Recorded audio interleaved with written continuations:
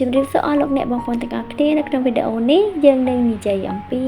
ផ្លូវក្រោយនៅពេលខ្លះអាចមានសភាពការប្រែប្រួលឬមានរឿងហេតុចាំបាច់កើតមានឡើងដែលយើងមិនបានគិតស្មានទុកជាមុនទើបនៅក្នុងការចរចានីមួយៗ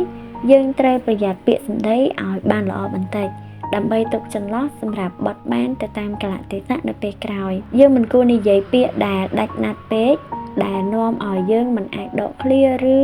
មិនអាចបង្កើនល្បឿនទៅមុខបានឡើយនៅពេលដែលពាក្យសម្ដីរបស់យើងមិនដាច់ណាត់ពេកវានឹងជួយឲ្យយើងមានភាពងាយស្រួលនៅក្នុងការបត់បែននៅក្នុងការចរចានីមួយៗប្រសិនបើលេចឡើងនៅបញ្ហាស្មុគស្មាញផ្សេង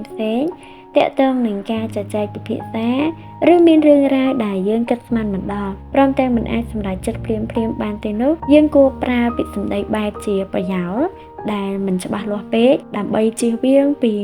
មុខជ្រួញរបស់ភាគីម្ខាងទៀតនិងដើម្បីសន្សំយកពេលវេលាសម្រាប់ផ្ដោតលើការគិតពិចារណារកដំណោះស្រាយបន្ថែមនៅក្នុងវីដេអូនេះខ្លី